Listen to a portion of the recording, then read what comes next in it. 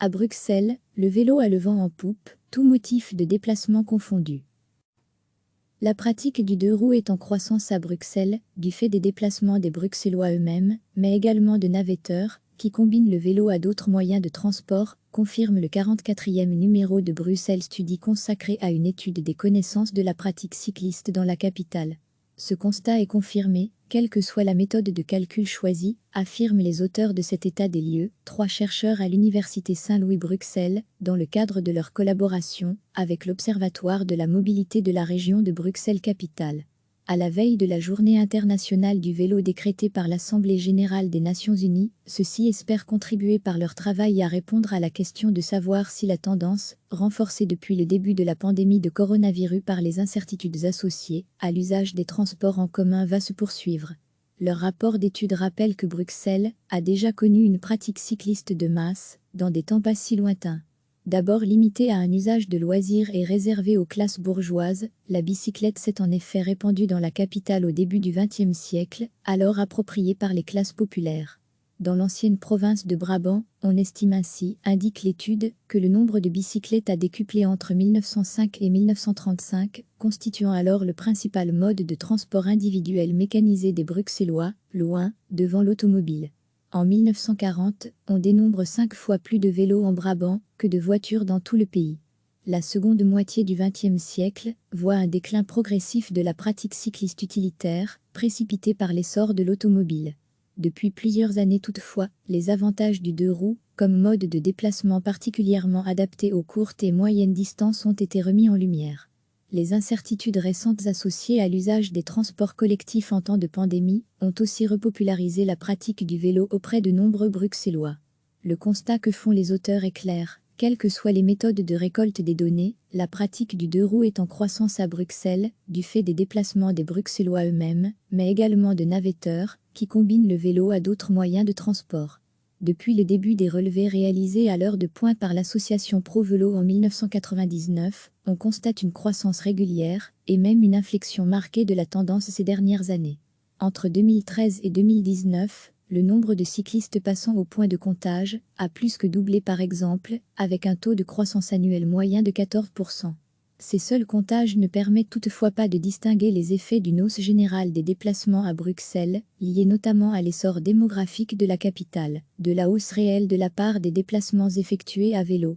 Depuis la première enquête nationale de mobilité, 1999, les différentes enquêtes concordent cependant sur le fait que le vélo a progressé, que ce soit en proportion de la population qui le pratique, ou en proportion dans les déplacements.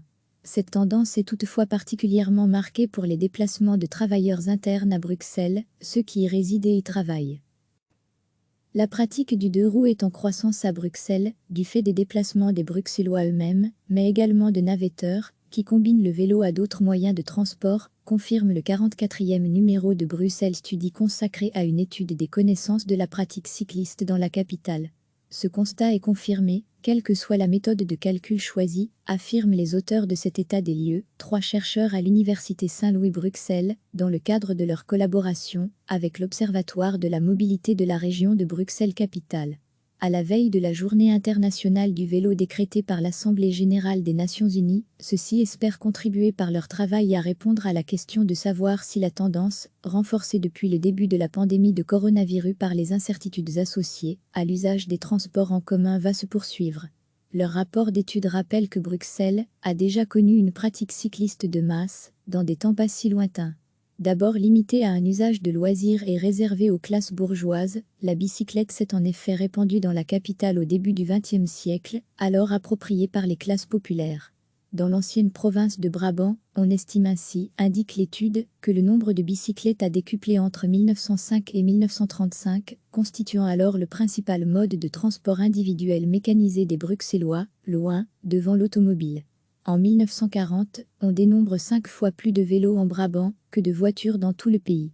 La seconde moitié du XXe siècle voit un déclin progressif de la pratique cycliste utilitaire, précipité par l'essor de l'automobile. Depuis plusieurs années toutefois, les avantages du deux roues, comme mode de déplacement particulièrement adapté aux courtes et moyennes distances, ont été remis en lumière.